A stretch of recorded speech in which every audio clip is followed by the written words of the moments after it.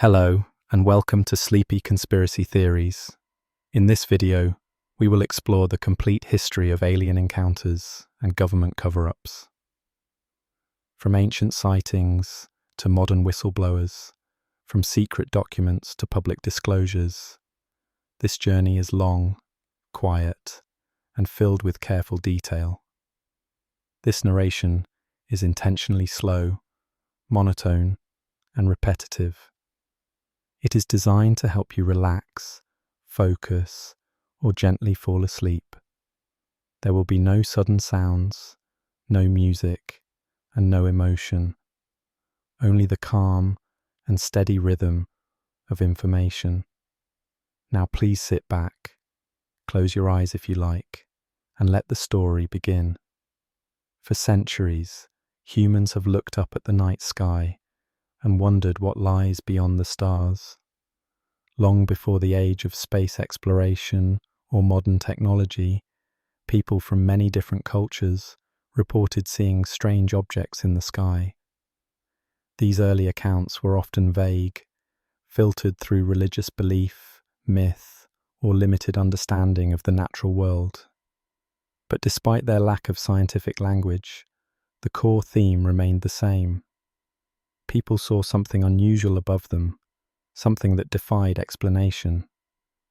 These sightings would later become some of the earliest pieces of what would eventually be woven into the broader narrative of alien encounters and unidentified flying objects.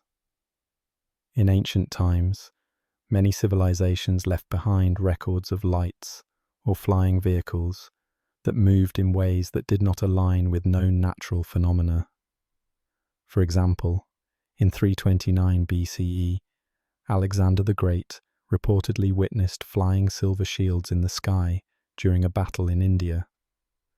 These shields flew in formation and disrupted his campaign, terrifying his troops. Although this account is debated by historians and may have evolved over time, it is nonetheless considered one of the earliest descriptions of unidentified flying objects in a military context.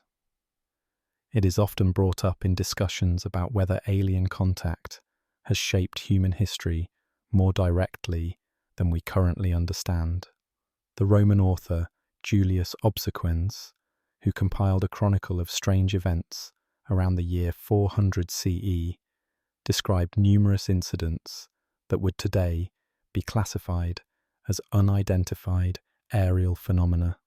Among his records are tales of fiery globes and luminous apparitions hovering above cities. In one instance, he described a spectacle of ships in the sky over Rome. These were not just lights, but structured shapes that resembled naval vessels floating in the air. For centuries, this was interpreted as either religious symbolism or optical illusions. But some later researchers have re-evaluated these accounts through the lens of the UFO phenomenon. Chinese history also contains references to unexplained aerial sightings. As early as the first millennium, Chinese scholars and astronomers documented moving lights that changed direction quickly, hovered in the sky, and emitted colors not typical of celestial bodies. Unlike shooting stars or comets, which move in predictable arcs, these lights behaved erratically. The records were meticulous, and because ancient Chinese astronomers were among the most advanced of their time, their observations carry particular weight. While the official interpretations attributed these events to spiritual omens or messages from heaven, modern reinterpretations suggest a different possibility. In the medieval period, as Europe was dominated by religious institutions, strange sky phenomena were often interpreted through a spiritual or moral framework. People who witnessed these events sometimes believed they were signs from God or messages of warning.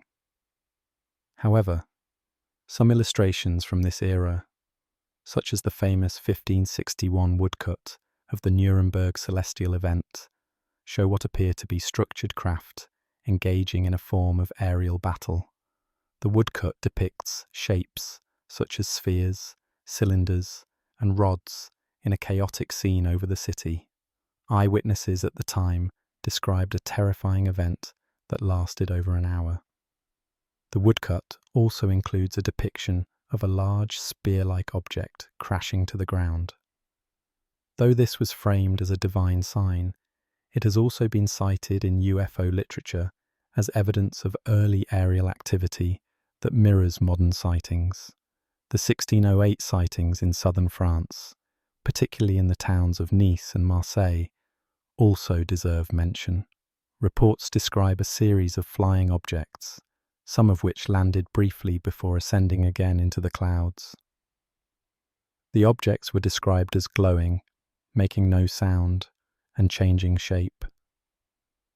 Crowds of people witnessed these events, and in some cases, observers described humanoid figures moving around inside or near the craft.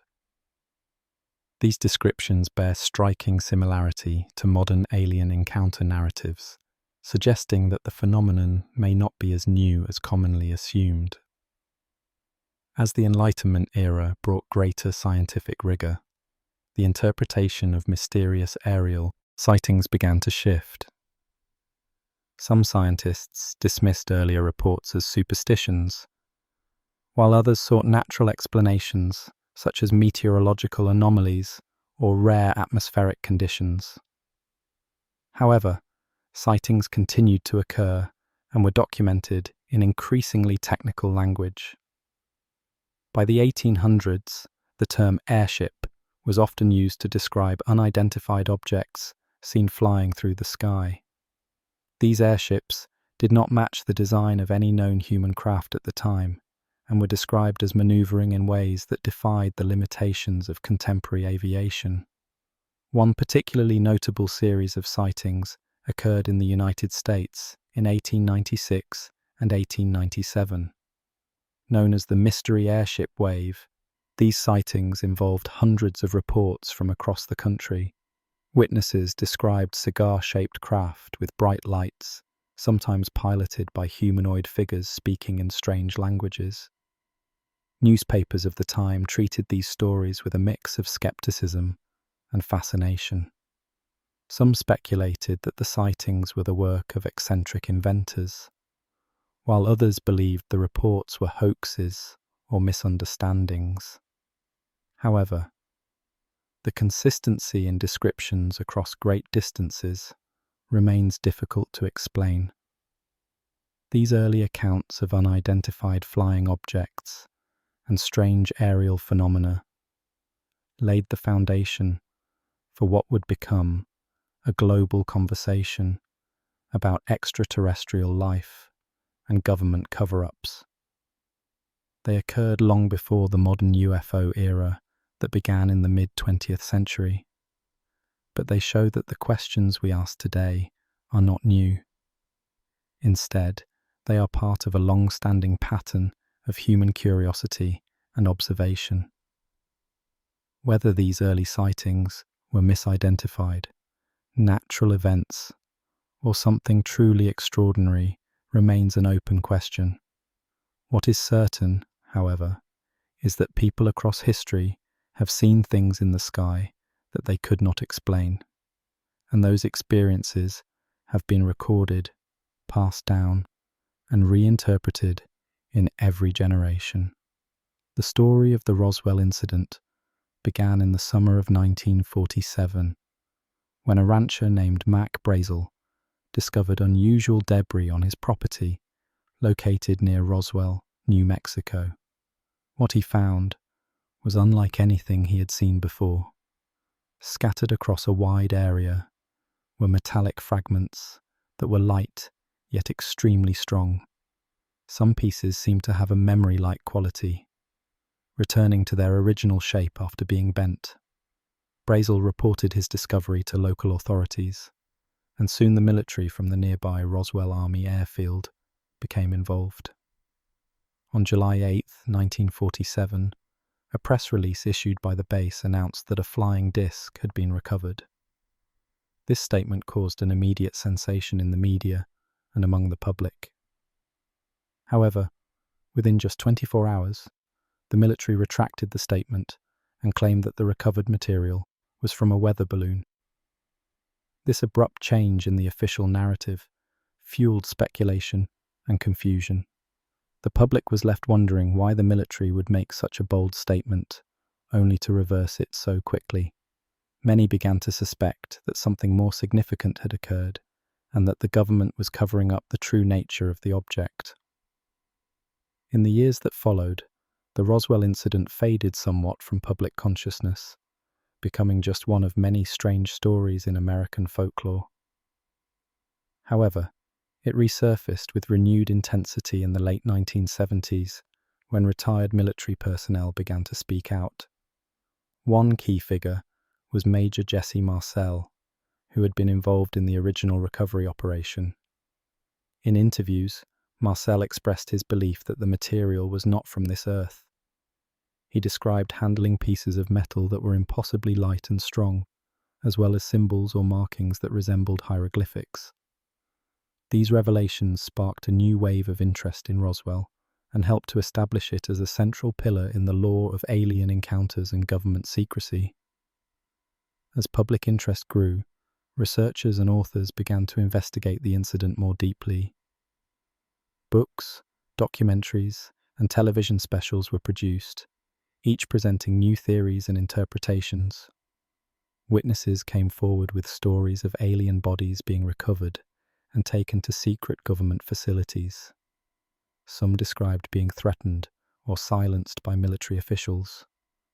Others claimed to have seen autopsies or alien craft stored in hangars.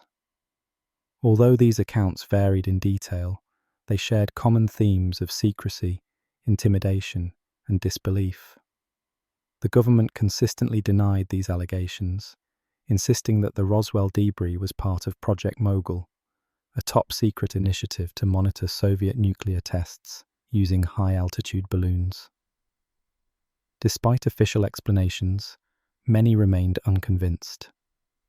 The inconsistencies in the government statements and the number of people reporting extraordinary experiences kept the mystery alive. In 1994, the US Air Force released a report reaffirming the Project Mogul explanation, but also acknowledging that earlier communications had been misleading. A follow-up report in 1997 addressed the claims of alien bodies by suggesting that they were likely misidentified military dummies used in parachute tests.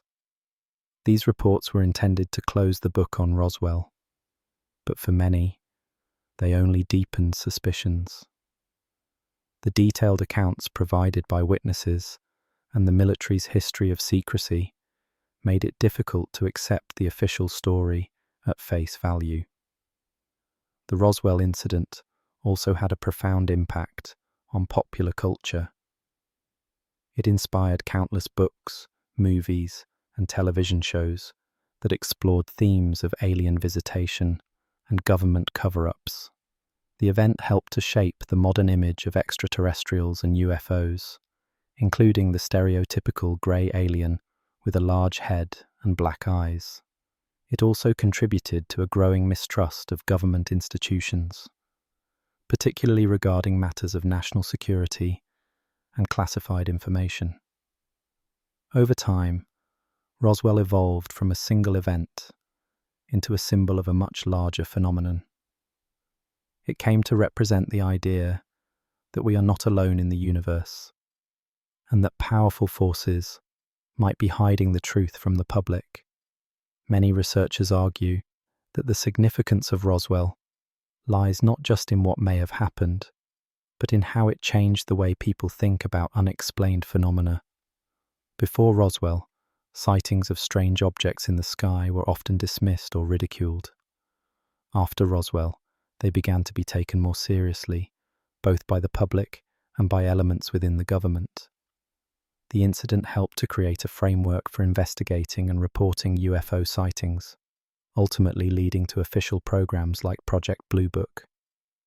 It also encouraged people to question official narratives and to seek alternative explanations for unusual events. To this day, the Roswell incident remains one of the most famous and controversial moments in the history of unidentified flying objects. It has been the subject of countless investigations and debates, yet no definitive conclusion has been reached. For some, it is clear evidence that we have been visited by beings from another world, and that this knowledge has been deliberately concealed. For others, it is a case study in how confusion, misinformation, and public fascination can transform an otherwise mundane event into a global legend. Regardless of where the truth lies, Roswell continues to captivate the imagination and serves as a gateway into the broader mysteries of the UFO phenomenon. The enduring interest in Roswell suggests that people are not just looking for answers about what happened in 1947, but are also searching for something deeper. They are seeking to understand their place in the universe, to connect with something beyond the ordinary, and to confront the possibility that reality is far more complex than it appears. In that sense, the Roswell incident is not just a story about wreckage in the desert. It is a reflection of our collective desire to explore the unknown and to uncover the secrets that may lie just beyond the stars. In the years that followed the Roswell incident, the American public became increasingly interested in the possibility of extraterrestrial life and the idea that the government might be hiding the truth, as sightings of strange objects in the sky continued to be reported. A growing number of people began to suspect that there was more going on than what officials were willing to admit. It was during this period that Project Blue Book was established by the United States Air Force to investigate unidentified flying objects and determine whether they posed a threat to national security. Launched in 1952, the project was the third in a series of studies, following Project Sign and Project Grudge. Project Blue Book would eventually become the most well-known and long-running of the government's official investigations into UFOs. The stated goal of the program was to determine if UFOs were a national security threat and to scientifically analyze UFO-related data. The Air Force collected thousands of reports from military personnel, commercial pilots, and civilians, many of which described sightings of metallic discs, lights that changed direction abruptly, and craft that moved at incredible speeds without making a sound. In some cases, radar confirmed the presence of unidentified objects that exhibited flight capabilities far beyond known aircraft technology of the time. Despite the growing body of data, the majority of cases were dismissed as misidentifications of weather phenomena, conventional aircraft, or astronomical events such as planets and stars. However, a significant number of sightings remained unexplained, even after thorough investigation. These unexplained cases fueled speculation and kept the public interested in the topic. Over time, many people began to question whether the real purpose of Project Blue Book was not to investigate UFOs honestly, but rather to downplay their significance and suppress public concern. Critics argued that the project functioned more as a public relations operation than a genuine scientific study. The language used in official reports often minimized the credibility of witnesses and emphasized mundane explanations, even when the evidence suggested otherwise.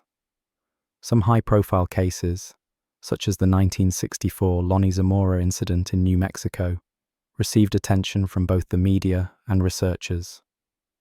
In this case, a police officer reported seeing an egg-shaped craft on the ground and small beings nearby before the object ascended silently into the sky. The Air Force investigated and could not offer a satisfactory explanation, but the case was eventually filed away without further public follow-up. The perceived inconsistencies and evasions in such cases only reinforced the belief that something was being hidden. Another significant event during this era was the Washington, D.C. UFO incident in July 1952. Multiple unidentified objects were seen over the Capitol, and detected on radar at both National Airport and Andrews Air Force Base. Fighter jets were scrambled, but the objects vanished and reappeared with seemingly impossible speed. The press reported extensively on the event, prompting concern at the highest levels of government. The Air Force held a press conference to calm public fears, stating that temperature inversions were responsible for the radar anomalies and sightings. This explanation was met with skepticism, particularly among those who had witnessed the phenomena firsthand. Around this time, the Central Intelligence Agency took an interest in UFO reports, particularly those originating from the Soviet Union or near American missile installations. In 1953, the CIA convened the Robertson Panel, a group of scientists tasked with evaluating the UFO issue. The panel concluded that there was no evidence of extraterrestrial activity and recommended that future reports be downplayed to prevent public panic. This recommendation led to a policy of debunking and discrediting UFO sightings, further eroding public trust in official narratives. By the late 1960s, pressure mounted for a more transparent and academically rigorous evaluation of the phenomenon. The University of Colorado was commissioned by the Air Force to conduct a study under physicist Edward Condon. The resulting Condon report, published in 1969, concluded that UFOs did not warrant further scientific investigation. Based on these findings, Project Blue Book was officially terminated. Over its lifetime, the project had collected over 12,000 reports, with more than 700 remaining unexplained. The closure of Project Blue Book was intended to bring an end to government involvement in UFO investigation, but it had the opposite effect on public perception. Many believed that the government was simply moving its efforts underground and continuing its research in secret. The lack of transparency and the enduring mystery of the unexplained cases led to the birth of a new era in UFO research, one dominated by civilian investigators, private organizations, and a growing movement of people who believed that the truth was being deliberately hidden. The influence of Project Blue Book continues to this day, both as a historical example of how government agencies respond to unusual phenomena and as a symbol of the tension between public curiosity and institutional secrecy. While some regard the project as a sincere attempt to understand a puzzling issue, others see it as a carefully orchestrated effort to control the narrative and keep the public in the dark. Its legacy is a complex one, shaped by both the content of the reports and the manner in which they were handled. What remains clear is that Project Blue Book played a crucial role in shaping the modern discourse around UFOs, and it established patterns of investigation, denial, and speculation that continue to influence how these topics are approached today. The questions it raised have never been fully answered, and for many, they remain as compelling now as they were when the project first began. As the 20th century progressed, reports of unidentified flying objects were no longer limited to distant lights in the sky or vague disc-shaped anomalies observed at great distances. A new category of encounter began to dominate public imagination and fear. These were not merely sightings of alien craft, but direct experiences involving living beings and human witnesses. The phenomenon of alleged alien abductions and human experimentation emerged as one of the most controversial and chilling aspects of the broader UFO narrative. The accounts that began to surface often involved people from ordinary walks of life who reported similar patterns of events. These individuals frequently described being taken from their homes, cars, or even outdoor locations, usually during the night, by non-human entities who subjected them to medical or psychological procedures. These experiences were rarely remembered clearly, but instead surfaced through dreams, flashbacks, or under hypnosis. The most famous and widely publicized of these early cases was the 1961 abduction of Betty and Barney Hill in New Hampshire.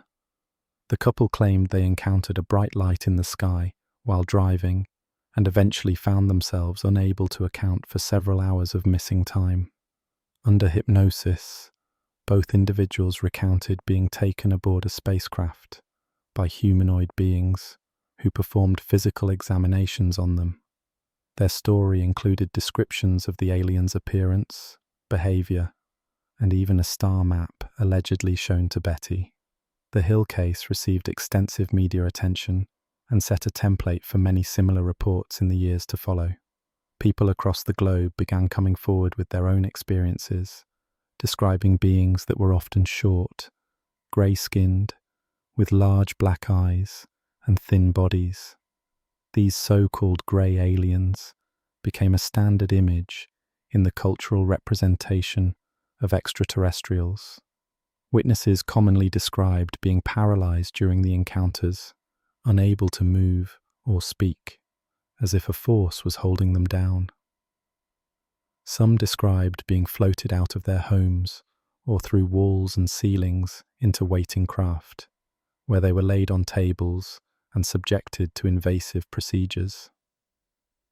These procedures often involved the collection of biological samples, such as skin, blood, reproductive cells, and tissue.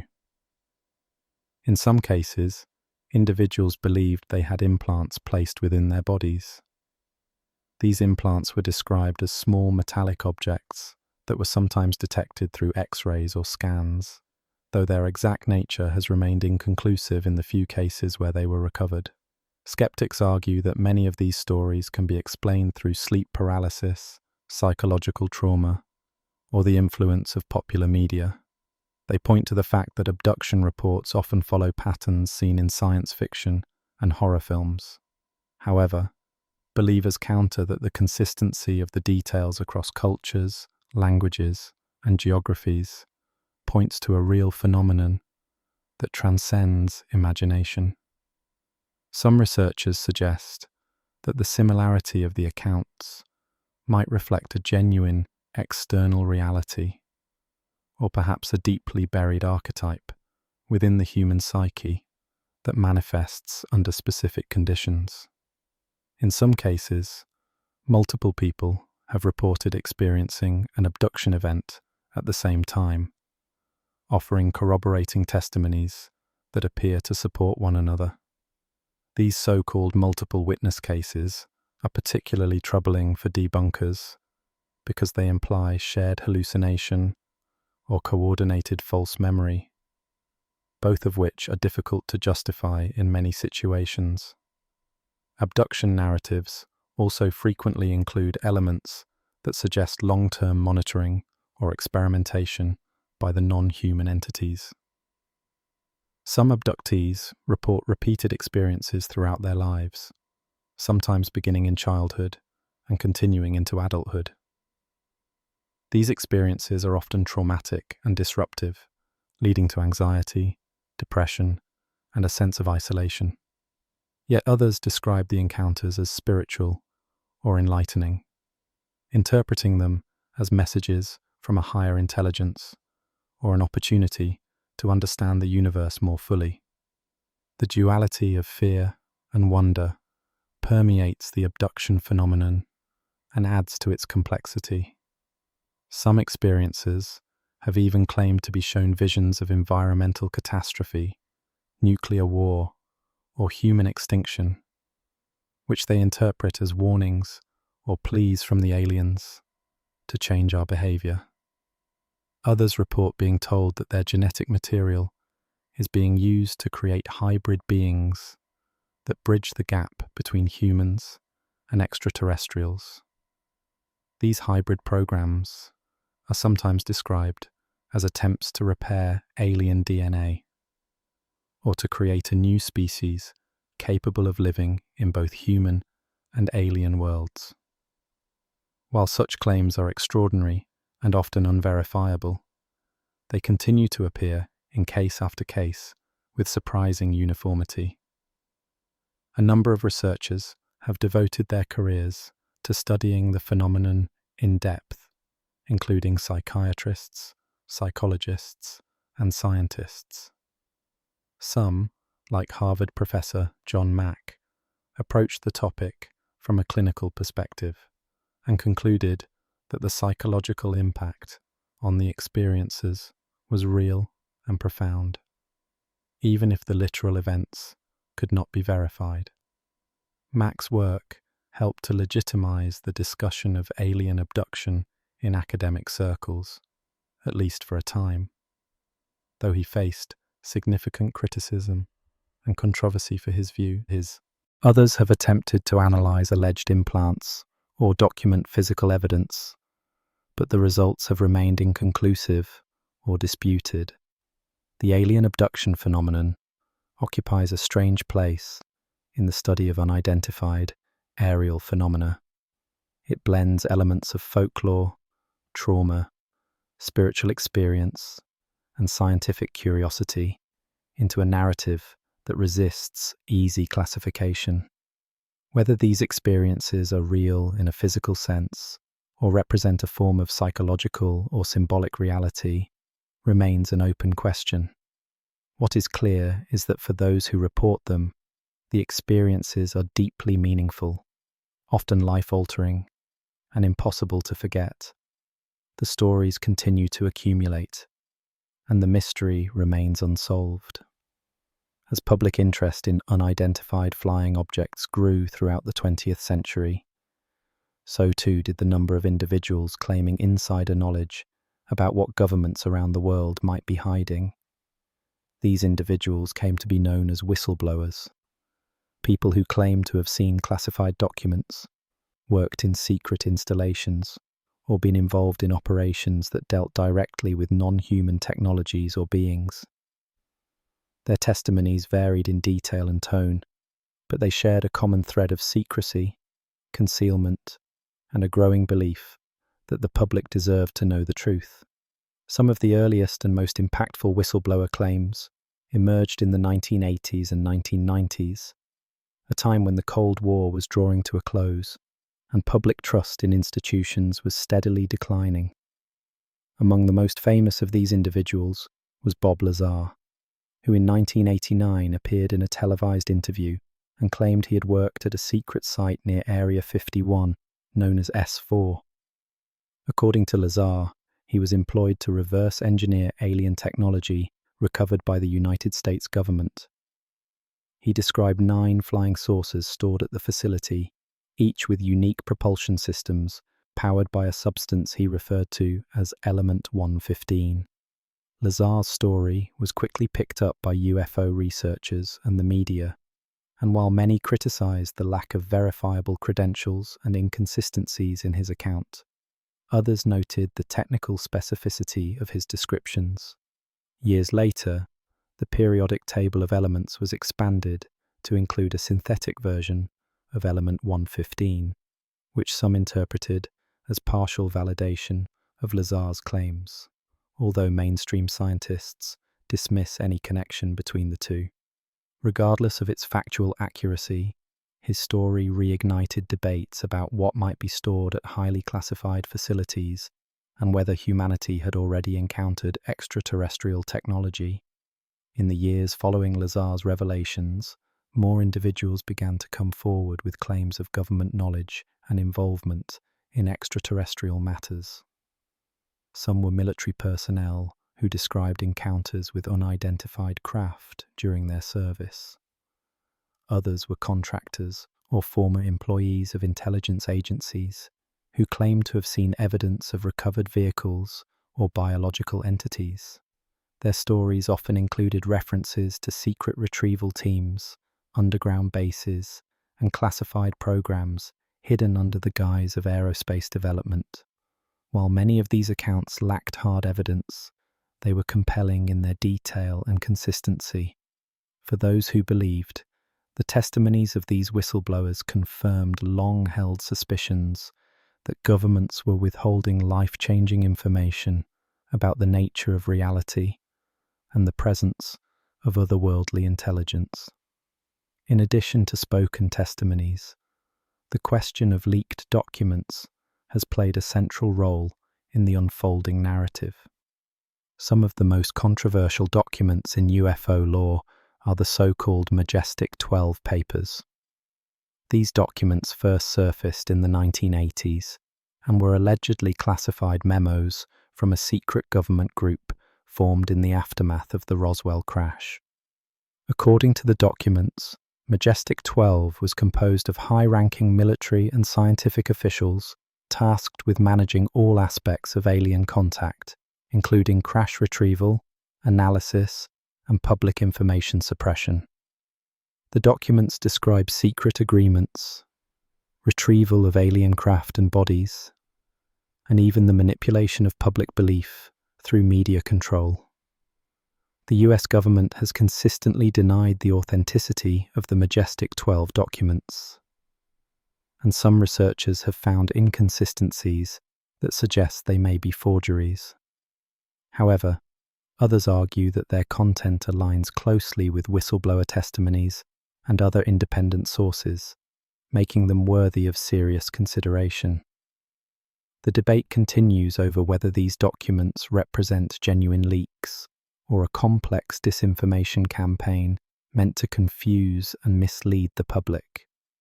In recent years, new forms of documentation have emerged thanks to the digital age. Whistleblowers now have the ability to leak information to the public anonymously or through journalists, and some have done so with dramatic results. In 2017, the New York Times published a story revealing the existence of a previously unknown Pentagon program known as the Advanced Aerospace Threat Identification Program, or AATP.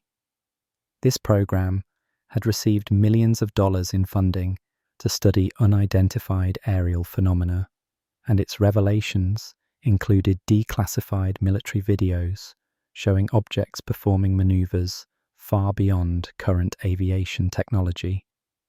These videos, known as the tic-tac, go fast, and gimbal footage, were taken seriously by both the Pentagon and Congress, sparking renewed interest in UFOs at the highest levels of government.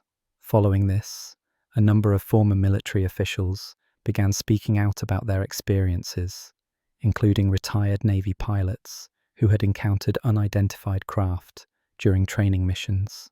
Their testimonies, supported by video evidence and radar data, added credibility to the claims that something unexplained was operating in Earth's airspace.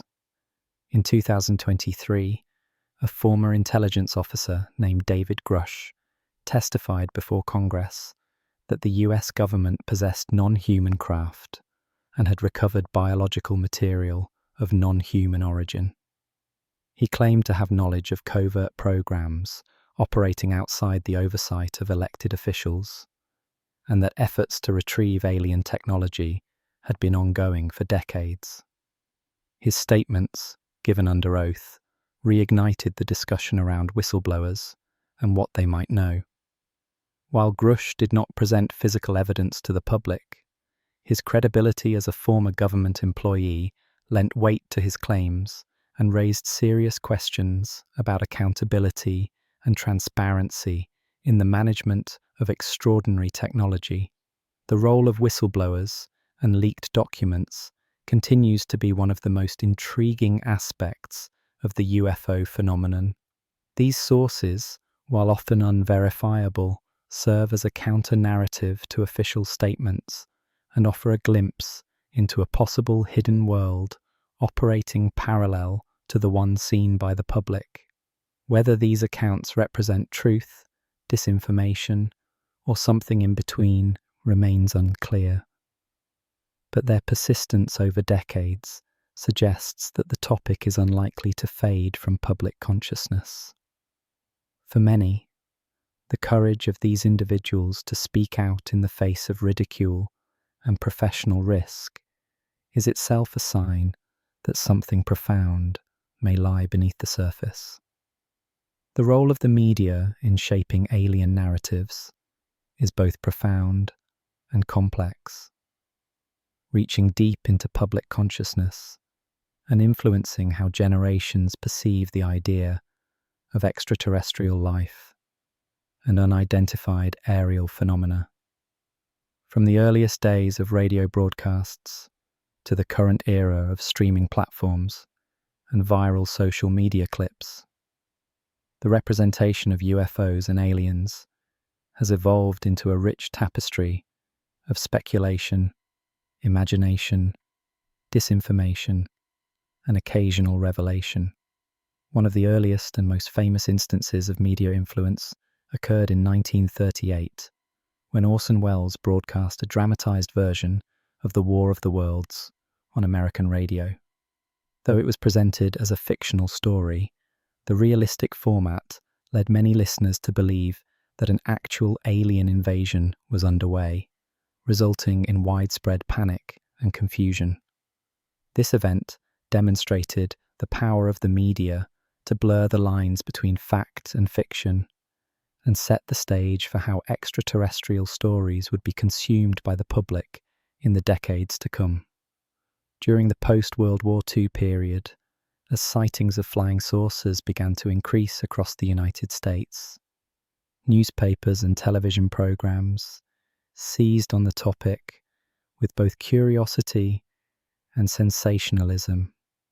While some outlets treated the sightings with skepticism or humor, others leaned into the mystery and helped turn UFOs into a cultural phenomenon. The media coverage of the Roswell incident in 1947 followed a similar pattern, with initial reports claiming the recovery of a flying disc before quickly shifting to an explanation involving a weather balloon. This abrupt change in narrative planted the seeds of mistrust and conspiracy that continue to grow today. As the Cold War intensified, so did the association between UFOs and national security. Newsreels, magazine features, and television specials often framed the topic within the context of Soviet threats and technological competition. At the same time, Hollywood began to explore extraterrestrial themes through science fiction films that alternated between depicting aliens as invaders and portraying them as misunderstood visitors. Movies like The Day the Earth Stood Still and Close, Encounters of the Third Kind, offered audiences thought-provoking narratives that balanced fear with wonder, while others like Invasion of the Body, Snatchers, and War of the Worlds stoked fears of infiltration and loss of autonomy. These portrayals shaped public perception of what aliens might look like, how they might behave, and what their presence would mean for humanity. The media's influence extended beyond entertainment, however, and into the realm of official narratives and public information.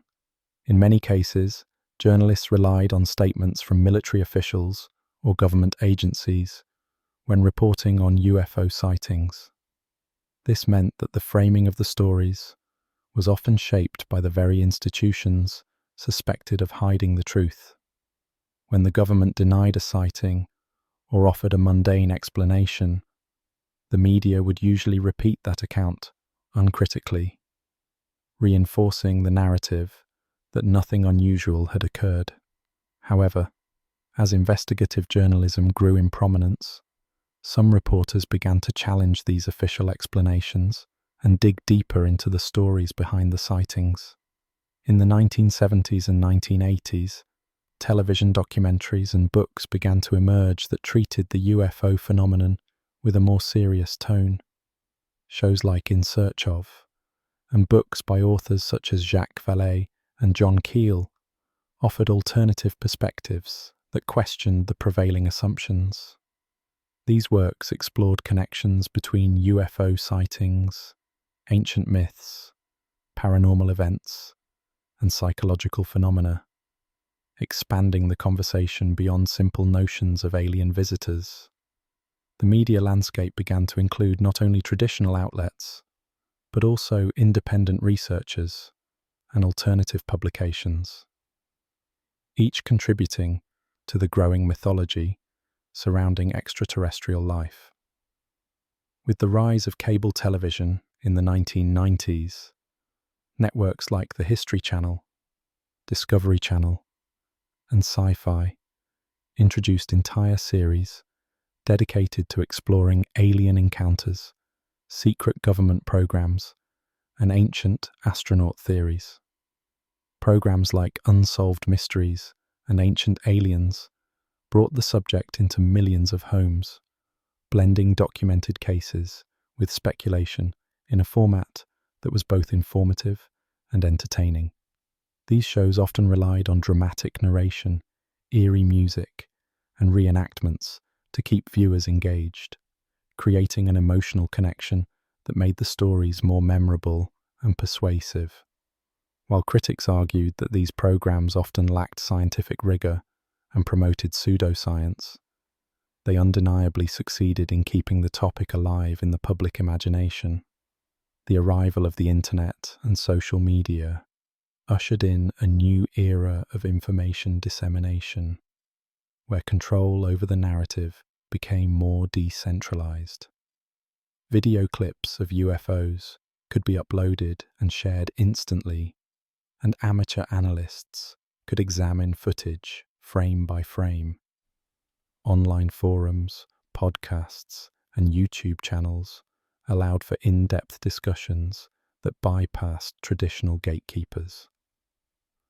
While this democratization of media gave rise to important revelations and whistleblower accounts, it also opened the floodgates to hoaxes, misinformation, and disinformation. The media environment became fragmented, with some users seeking confirmation of their beliefs, while others dismissed the entire phenomenon as fantasy or manipulation.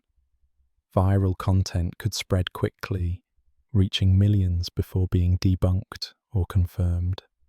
This rapid cycle of exposure and skepticism created a sense of constant uncertainty, making it more difficult for the average person to separate fact from fiction.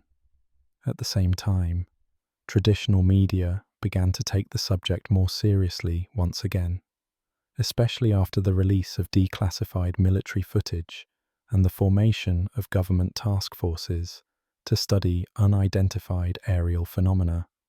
Major newspapers like the New York Times and outlets like CNN and the BBC began reporting on these developments with a tone of cautious legitimacy, reflecting a shift in how the media approached the topic. In many ways, the media has both revealed and concealed the truth about alien narratives. It has informed and misled, entertained and confused, inspired awe and fear. The stories it tells shape how we think about the unknown, how we interpret our own experiences, and how we evaluate the claims of others. Whether through fiction or fact, the media plays a central role in how the extraterrestrial question continues to evolve. It is a mirror that reflects our hopes, fears, and curiosity about what lies beyond our world. As long as there are questions without answers, the media will continue to fill that void with stories that both captivate and provoke, leaving us wondering how much of what we see and hear is part of the truth and how much is a carefully constructed illusion. One of the most fascinating dimensions of the UFO phenomenon is the way in which different nations around the world have responded to reports of unidentified aerial phenomena and claims of alien encounters. While much of the public discourse tends to center on the United States and its alleged government cover-ups, the reality is that encounters with unexplained flying objects are a global occurrence and have elicited a wide variety of official and unofficial responses, depending on cultural, political, and historical contexts.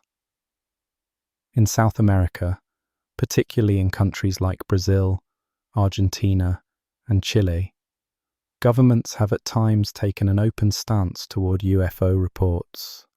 Brazil has a long history of documented sightings and military investigations, and in recent years the Brazilian Air Force has released previously classified files detailing pilot encounters with unidentified flying objects, including radar confirmations and visual observations. These incidents have often occurred during routine military exercises or commercial flights, and have drawn significant attention from both the media and the public. The Brazilian government has even collaborated with civilian UFO researchers, allowing them access to archived material and encouraging dialogue between official bodies and private citizens interested in the subject. Chile has likewise taken steps toward transparency, establishing a government agency known as the Committee for the Study of Anomalous Aerial Phenomena, which operates under the direction of the Civil Aviation Authority. This organization has investigated multiple sightings by pilots and air traffic controllers, focusing on the safety implications of unidentified aircraft sharing controlled airspace. Their approach has been methodical and non-sensational, lending credibility to their work and creating a model that other nations might follow. These efforts are a testament to the recognition that not all aerial anomalies can be easily dismissed, and that some may represent technologies or phenomena that warrant further study. In Europe, responses have varied widely depending on the nation and the era. France has been one of the most proactive European countries in this field, establishing the GAIPAN program under its National Space Agency to collect and analyze reports of unidentified aerospace phenomena. GAIPAN maintains a public archive of cases and approaches the subject with a scientific mindset, categorizing sightings based on credibility and available data. The French model is often cited as a balanced way to handle public interest in UFOs while maintaining institutional rigor and transparency. The United Kingdom also maintained a long-running investigation into UFO sightings through its Ministry of Defense until the program was officially shut down in 2009. Declassified British files reveal a wide range of incidents reported by civilians, military personnel, and pilots, including sightings of objects that maneuvered in ways that defied known technology. Though the official stance of the ministry was that no threat to national security was ever found, the volume and consistency of the reports suggest that something unexplained was indeed being observed. Other European nations like Italy, Spain, and Russia have also declassified UFO documents to varying degrees, often revealing similar patterns of unexplained lights, unusual radar signatures, and corroborating witness testimonies. In Asia, countries like China, India, and Japan have also recorded numerous sightings over the years, though cultural factors and political considerations often influence the public handling of such reports. In China, UFO sightings occasionally make headlines, and there have been instances where major airports were temporarily shut down due to unidentified objects appearing in controlled airspace. However, official investigations and disclosures are often limited, and the information flow is tightly controlled. In India, historical references to flying machines known as Vimanas appear in ancient texts, blending mythology with speculation about advanced aerial technology in antiquity. While modern sightings occur regularly, they are seldom addressed by government agencies in any formal capacity. Japan has experienced periodic waves of UFO sightings, some involving commercial pilots and maritime personnel, but again, official recognition tends to be cautious. The cultural emphasis on harmony and institutional conservatism may contribute to the restrained public discourse on the subject. African nations have had their share of encounters as well, though fewer resources and less media infrastructure have often limited the documentation and dissemination of such reports. Nevertheless, notable incidents have occurred, including the famous 1994 event in Zimbabwe, where dozens of schoolchildren claimed to have seen a craft land near their schoolyard and witnessed beings with large eyes and slender bodies. The consistency of the children's testimonies and the absence of external influence at the time made the incident one of the most compelling in abduction literature, and has been studied by psychologists and researchers alike. Australia and New Zealand have also contributed to the global conversation, with both countries maintaining historical records of UFO sightings. The Australian government has released numerous documents over the years detailing strange encounters, particularly in remote regions and near military installations. New Zealand declassified hundreds of UFO reports in 2010, including radar data, pilot sightings, and official correspondence, many of which remain unexplained. In Canada, the government collaborated with scientists in the mid-20th century to study flying saucer sightings and even funded the development of a circular aircraft known as the Avro car. While the project was eventually abandoned due to technological limitations, it remains an example of how seriously some nations have taken the idea that unconventional aerial vehicles might be worthy of investigation and even replication. The variety of international responses to UFO sightings reflects not only different levels of transparency and institutional support, but also distinct cultural attitudes toward the unknown.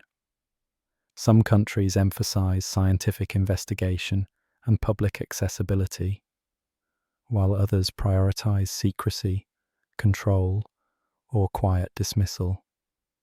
In many cases, political factors such as regime type, military policy, and press freedom have shaped the flow of information. Despite these differences, a shared pattern emerges. Sightings of unidentified aerial phenomena are not confined to one region or ideology.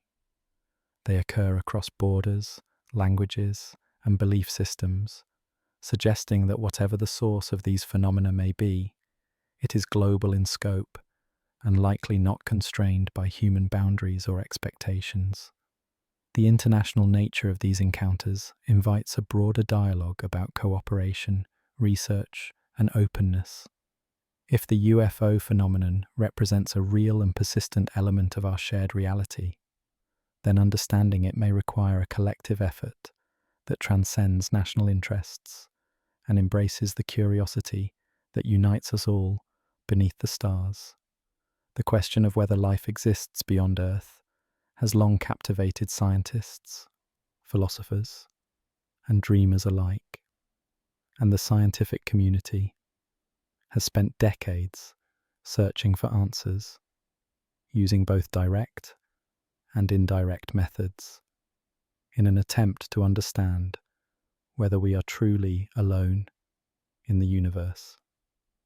The topic of extraterrestrial life is no longer confined to science fiction or fringe speculation, but has evolved into a legitimate field of scientific inquiry that bridges astronomy, biology, physics, and even planetary geology. One of the primary avenues through which scientists have pursued this question is the search for microbial life within our own solar system. Mars has been a key focus due to its similarities to Earth and the discovery of ancient riverbeds, polar ice caps, and seasonal methane emissions. These features suggest that Mars may once have harbored conditions suitable for life and might still contain subsurface environments where microbial life could exist.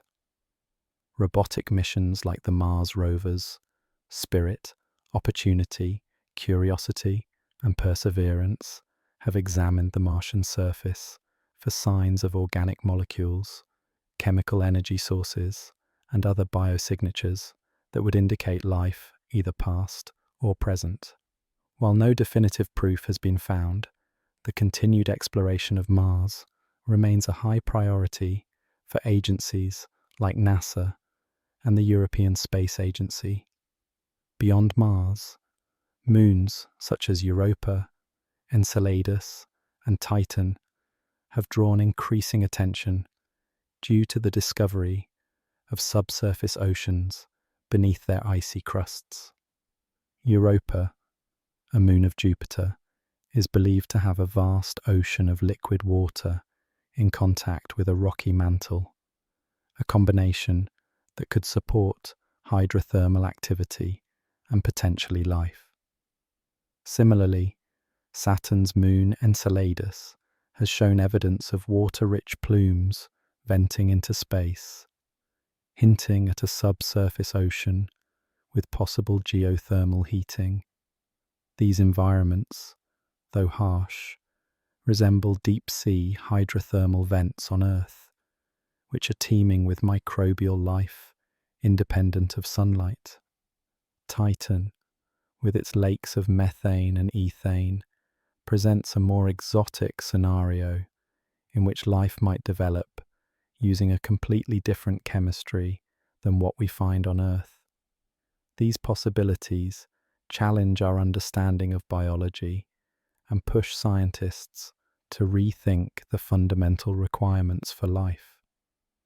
While our solar system provides nearby laboratories for testing these hypotheses, the search for life also extends far beyond, into the realm of exoplanets. With the launch of telescopes such as Kepler and TESS, astronomers have identified thousands of planets orbiting distant stars, some of which lie within their star's habitable zone, where conditions might support liquid water.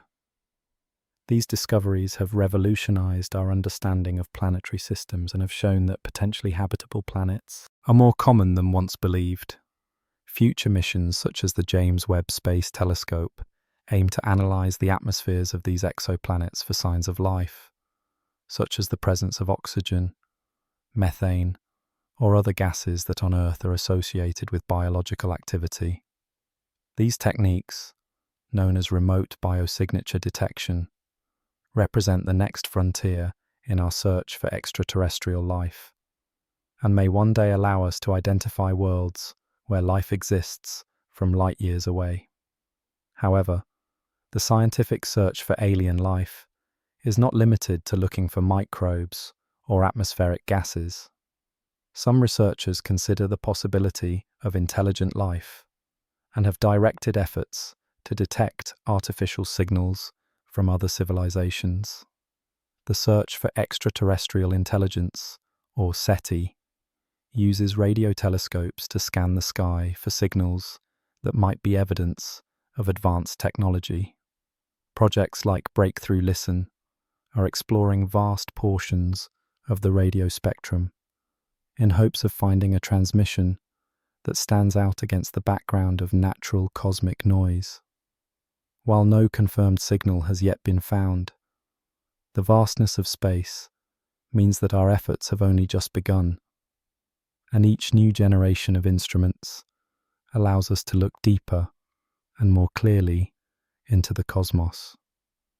In addition to listening for signals, scientists have also considered how intelligent life might leave detectable technological traces on a galactic scale. These include concepts like Dyson spheres, which are hypothetical megastructures built around stars to harvest their energy. Theoretical searches for such signatures involve looking for stars that emit unusual infrared radiation or exhibit other anomalies that cannot be explained by known astrophysical processes. Although speculative, this line of inquiry expands the search for life from purely biological to potentially technological, and acknowledges that highly advanced civilizations may alter their environment in detectable ways. While the scientific community maintains a generally cautious approach to claims of alien encounters, it also remains open to the idea that life may be more widespread than we currently understand. The lack of evidence for extraterrestrial contact, known as the Fermi paradox, continues to provoke debate among scientists and philosophers alike. Some argue that intelligent civilizations may be extremely rare or short-lived, while others suggest that they may be avoiding us, uninterested in us, or using communication methods we have yet to discover. Still others speculate that alien life may be so different from us in form and function that we simply fail to recognize it when we see it. What is increasingly clear is that the universe is filled with complex and dynamic environments where life might arise. The study of extremophiles on Earth, organisms that thrive in conditions once thought uninhabitable, has expanded our understanding of where life can exist and has inspired scientists to look beyond Earth's traditional analogues. Whether in the crushing depths of the ocean, the arid expanses of deserts, or the freezing temperatures of polar ice caps, life finds a way. And this resilience gives hope to the idea that the cosmos may be teeming with forms of existence waiting to be discovered. The scientific perspective on extraterrestrial life is rooted in evidence, skepticism, and methodical exploration, yet it is also driven by a deep sense of wonder and curiosity. The search challenges us to expand our horizons, not just outward into space, but inward toward the very definition of life itself. As technology improves and our reach extends ever further, the question of whether we are alone may eventually shift from speculation to discovery. And that moment will not only transform our understanding of the universe, but will also redefine what it means to be human. The belief in alien cover-ups is a phenomenon that reaches far beyond simple curiosity or the desire to understand the unknown, and it touches deep psychological needs and mechanisms that shape how people perceive the world and respond to information that challenges established norms. One of the central factors contributing to the widespread belief in such cover-ups is the human tendency toward pattern recognition and meaning-making. The brain is designed to seek coherence and causal explanations, even in complex or ambiguous situations. And when presented with incomplete information or conflicting narratives, people often fill in the gaps with interpretations that provide a sense of structure and resolution. This is especially true when events involve authority figures or powerful institutions, as people have a natural inclination to question motives and look for hidden agendas. When governments issue statements that appear contradictory or redact large portions of documents, it can reinforce the belief that something is being hidden. In such cases, the absence of transparency is itself seen as evidence of a cover-up, creating a feedback loop where mistrust deepens over time and skepticism becomes the default response. The history of real government secrecy further compounds this effect, as documented cases of classified operations, intelligence manipulation, and unethical experiments have shown that authorities are indeed capable of withholding information from the public for extended periods. This historical context lends plausibility to claims that alien encounters or extraterrestrial technology might be similarly concealed. Another important psychological element is the allure of forbidden knowledge. People are often drawn to ideas that feel exclusive or hidden from mainstream awareness. Believing in a cover-up can give individuals a sense of empowerment or insight, as if they are privy to a deeper truth that others are blind to. This belief can become part of a person's identity and worldview, reinforcing their sense of autonomy and resistance to manipulation. In social contexts, it can also serve as a bonding mechanism, allowing individuals to connect with others who share similar views and feel a sense of belonging within a community that values questioning and dissent. These psychological rewards make beliefs in alien cover-ups more resilient to contradiction or debunking. When contrary evidence is presented, it is often interpreted not as a refutation, but as further proof of the cover-up's depth and sophistication. This cognitive resistance is known as motivated reasoning, where individuals evaluate information in a way that aligns with their pre-existing beliefs and emotional investments. The media environment plays a significant role in shaping and reinforcing these beliefs.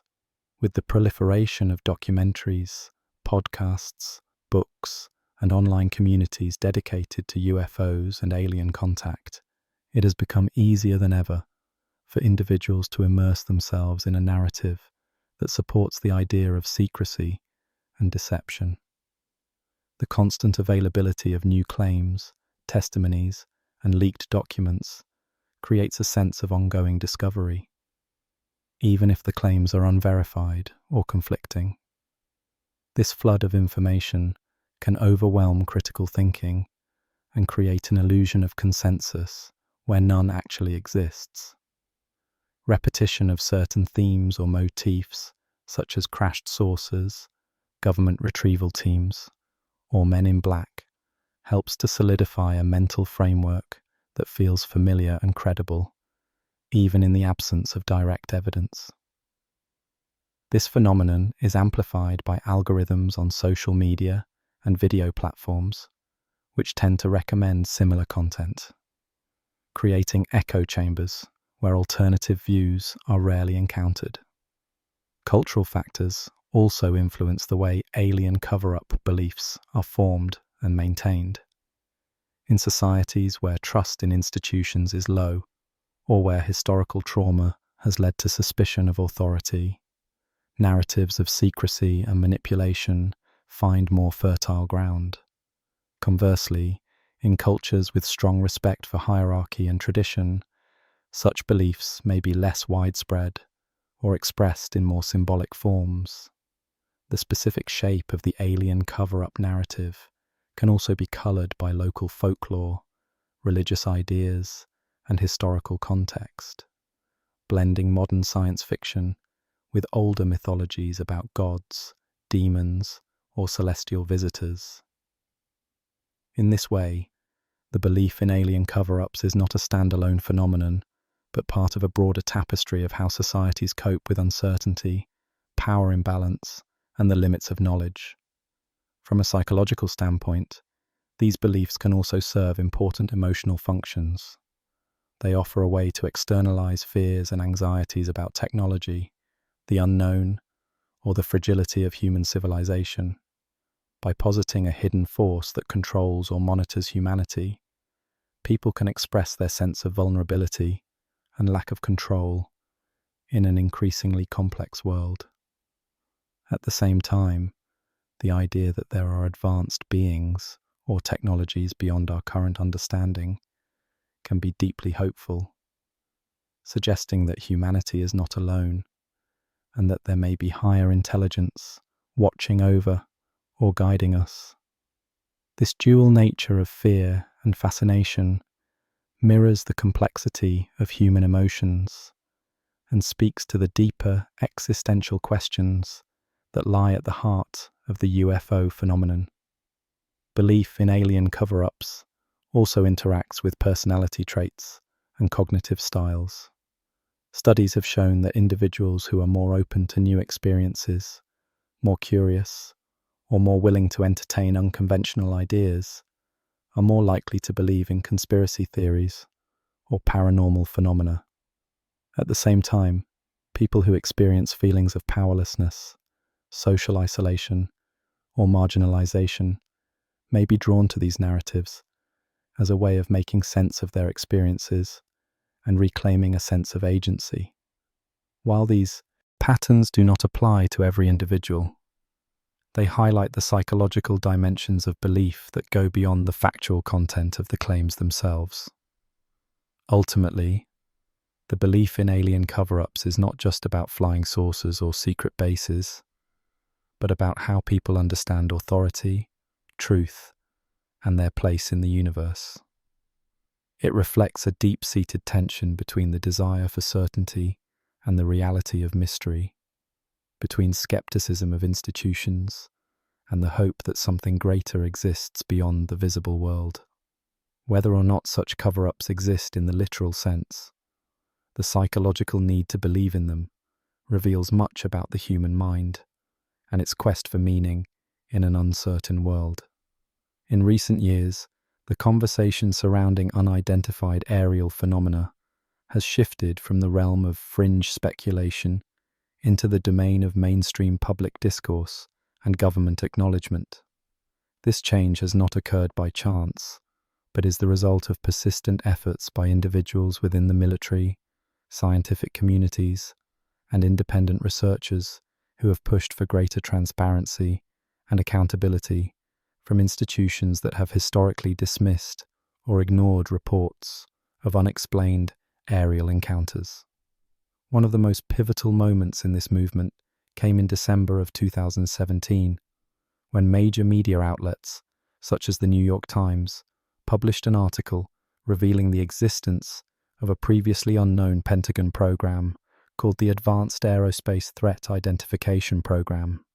This program, funded with millions of dollars and housed within the Defense Intelligence Agency, had been quietly investigating reports of unidentified flying objects and had compiled a database of incidents involving trained military personnel and advanced tracking systems.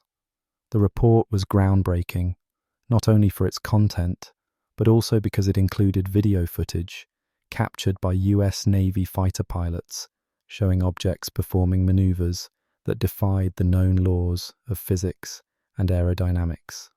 These videos, now widely known as the tic-tac, gimbal, and go-fast videos, were eventually declassified and confirmed by the Department of Defense as authentic. Their release marked a significant departure from the historical pattern of denial and obfuscation, and signaled to the public that the government was willing to at least partially acknowledge the reality of these encounters. The impact of this disclosure was profound, as it legitimized a topic that had long been relegated to conspiracy theory, and made it possible for reputable scientists, journalists, and lawmakers to discuss it openly without fear of ridicule. Following the release of these materials, the US government continued to slowly release additional information, culminating in the formation of the Unidentified Aerial Phenomena Task Force, which was later succeeded by the All-Domain Anomaly Resolution Office. These entities were tasked with evaluating reports of unidentified objects and determining whether they posed any potential threat to national security. Unlike earlier programs, such as Project Blue Book, these modern efforts were not secret and were discussed in official congressional hearings where high-ranking officials and military personnel gave testimony under oath about their experiences and the nature of the evidence collected. These hearings represented a historic moment in which lawmakers treated the subject with seriousness and concern, reflecting a shift in public attitude and institutional response.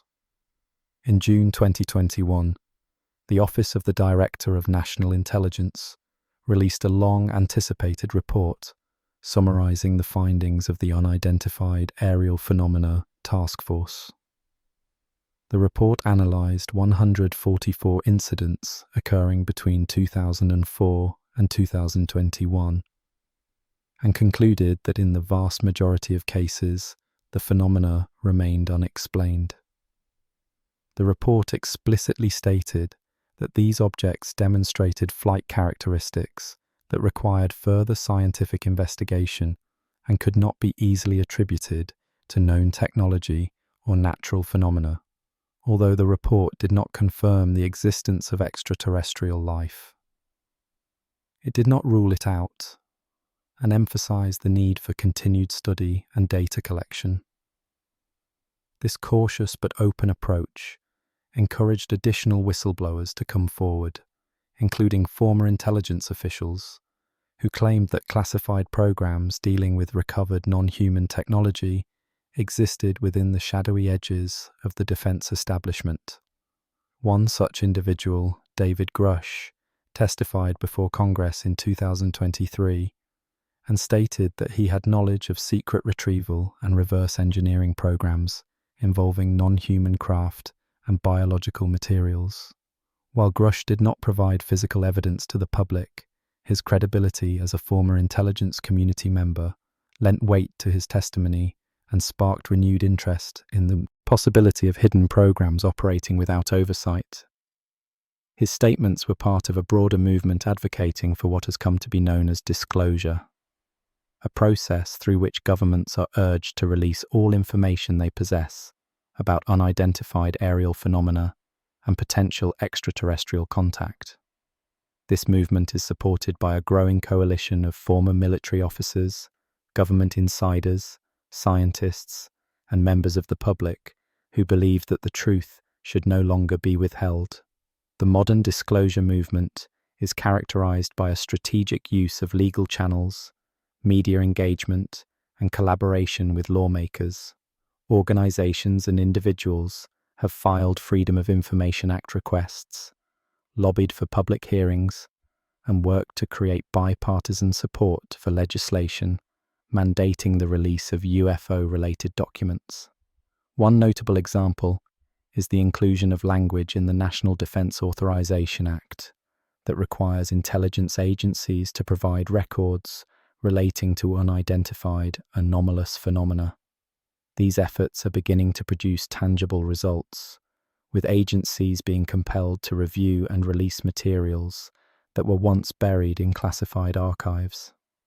Importantly, the disclosure movement has emphasized the importance of scientific investigation alongside government transparency. Advocates argue that studying these phenomena requires input from physics, engineering, biology, and even consciousness research. Institutions like Harvard and Stanford have begun preliminary research into materials allegedly recovered from anomalous objects, while think tanks and private aerospace companies have expressed interest in applying advanced technologies to study their properties. These collaborations reflect a growing realization that understanding unidentified aerial phenomena may require interdisciplinary approaches and open-minded inquiry.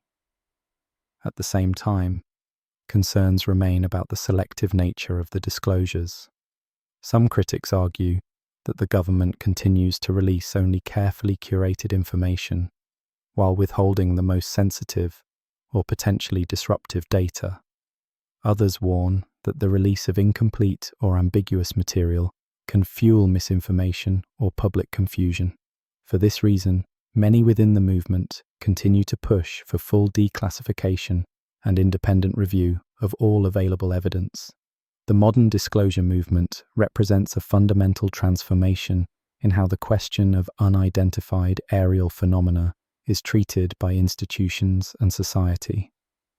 It reflects a broader cultural shift toward transparency, curiosity, and the acceptance of uncertainty. Whether these efforts ultimately lead to the confirmation of extraterrestrial life or reveal new understandings of our own technological capabilities, the fact that the conversation is now being conducted openly and seriously marks a significant departure from the secrecy and stigma that have long surrounded the topic. As more information becomes available, the public's role in interpreting and responding to these revelations will be crucial in shaping the future of how we understand our place in the cosmos. The scientific exploration of extraterrestrial life has moved from theoretical musings to methodical and multidisciplinary investigation, as advances in astronomy, biology, chemistry, and planetary science have allowed researchers to approach the question of life beyond Earth with increasing precision and seriousness. While popular culture often imagines intelligent alien civilizations visiting Earth in spacecraft, the scientific community typically begins with a much more fundamental question, which is whether life in any form has developed elsewhere in the universe. This includes microbial life extremophiles, or even entirely unfamiliar biological systems based on elements or conditions not found on Earth. One of the foundational concepts guiding this inquiry is the idea of habitability and the search for environments where life as we know it could potentially exist. This has led to extensive study of planetary bodies within our own solar system, such as Mars, Europa, and Enceladus, all of which show signs of having subsurface oceans or past water activity. These environments are considered prime candidates for microbial ecosystems, especially since organisms on Earth have been found thriving in deep ocean vents, acidic lakes, and other extreme conditions once thought to be uninhabitable. Robotic missions to these bodies are designed to analyze chemical compositions, temperature ranges, and surface features that might support or preserve evidence of life. The detection of complex organic molecules on Mars, for instance, has intensified interest in exploring its surface and subsurface for fossilized or even extant microbial life. At the same time, scientific models suggest that life may also emerge in environments very different from Earth, challenging the assumptions of carbon-based, oxygen-dependent organisms. Some researchers propose alternative biochemistries, such as silicon-based life, or life that uses ammonia instead of water as a solvent. And these hypotheses are being incorporated into the design of new instruments capable of detecting broader biosignatures. Beyond our solar system, the search for extraterrestrial life has expanded dramatically through the discovery of thousands of exoplanets orbiting distant stars. Many of these planets fall within the so-called habitable zone, where temperatures could allow for the presence of liquid water. Missions such as Kepler and TESS have revolutionized our understanding of planetary systems, showing that Earth-sized planets are relatively common in the galaxy. Upcoming missions like the James Webb Space Telescope are expected to provide even more detailed observations by analyzing the atmospheres of these planets for signs of life-related gases, such as oxygen, methane, or even industrial pollutants. These efforts are part of a growing field known as astrobiology, which seeks to understand the origins, evolution, and distribution of life in the universe.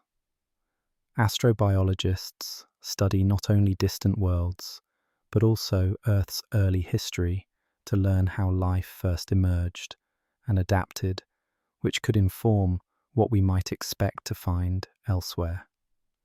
Theories about panspermia, which suggest that life may have originated elsewhere in the cosmos and been transported to Earth via comets or meteorites, are also gaining renewed interest, particularly in light of organic molecules being found in interstellar clouds and meteorite samples. Scientists are now examining whether life might be more of a cosmic inevitability than a rare accident confined to a single planet.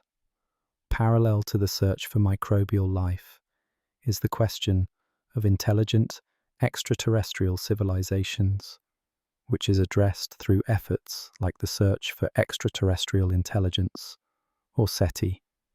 SETI initiatives use powerful radio telescopes to scan the sky for structured, non-random signals that might indicate technological activity. Despite decades of listening, no confirmed signal has been received, but the search area remains infinitesimally small compared to the scale of the universe. SETI researchers argue that the lack of evidence is not evidence of absence, and they continue to refine their methods using newer technologies and broader frequency ranges. Other approaches include searching for so-called techno-signatures, which might include megastructures like Dyson spheres or anomalous patterns in star brightness that cannot be explained by natural processes.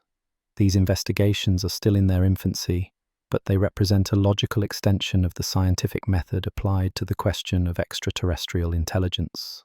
Skeptics of alien visitation point out that extraordinary claims require extraordinary evidence, and the current lack of conclusive physical proof of extraterrestrial technology or biology on Earth makes most scientists cautious about endorsing theories of alien contact. However, many also acknowledge that the universe is old, vast, and largely unexplored, which means that certainty about the absence of life is also unjustified. One of the greatest challenges in detecting extraterrestrial life lies in defining life itself. While we understand it in terms of metabolism, reproduction, and response to stimuli, these definitions are based solely on terrestrial examples. It is entirely possible that alien life forms may operate on principles so different from ours that we would not even recognize them as alive. Some researchers propose that intelligence may not always manifest in centralized nervous systems or even in physical form, and might instead exist as distributed computational processes, quantum phenomena, or other forms not yet understood. These possibilities stretch the boundaries of science, but they also demand humility in the face of the unknown. Scientific curiosity continues to drive exploration, and with each new mission or discovery, we move closer to answering one of the most profound questions ever asked. Whether the first confirmation of extraterrestrial life comes from a biosignature on a distant exoplanet, or a microbe on the icy moon of Europa, or even from unexpected contact with an advanced civilization, the impact will be transformative. Science will not only need to adapt its frameworks to incorporate new findings, but society will need to re-examine its philosophies and structures in light of an expanded cosmic context. The scientific perspective on extraterrestrial life is grounded in skepticism, but it is also powered by wonder and a relentless pursuit of truth. In this balance between doubt and hope lies the essence of the scientific process, and it is through this process that humanity may one day come to realize it is not alone. The belief in alien cover-ups is a psychological phenomenon that blends cognitive bias, emotional need, cultural context, and historical precedent into a cohesive worldview that many people find both compelling and difficult to abandon once adopted. At its core, this belief system is fueled by a deep-seated mistrust of authority and the assumption that powerful institutions such as governments, intelligence agencies, and military organizations routinely conceal information from the public. This assumption is not entirely unfounded, as history offers numerous examples where important truths were withheld for years or decades, such as covert military operations, unethical scientific experiments, and classified surveillance programs. These real cases of deception create fertile psychological ground for the idea that the truth about extraterrestrial life might also be suppressed under the pretext of national security, social stability, or technological control. For many believers, this is not merely a possibility, but an expectation, and every denial or delay in official disclosure is perceived not as the absence of evidence, but as further proof of a deliberate and coordinated cover-up. This type of thinking is strongly influenced by confirmation bias, where individuals give greater weight to information that supports their beliefs and dismiss or rationalize data that contradicts them. In the case of alien cover-ups, the lack of conclusive public evidence is not interpreted as invalidation, but rather as part of the concealment itself. Every classified document, missing video, or ambiguous statement becomes a puzzle piece in a larger narrative of secrecy and manipulation. The psychology of this belief also intersects with the human need for meaning in a complex and often unpredictable world. By positing that humanity is already in contact with or under observation by non-human intelligence, believers find a kind of cosmic significance that can be comforting, empowering, or spiritually resonant.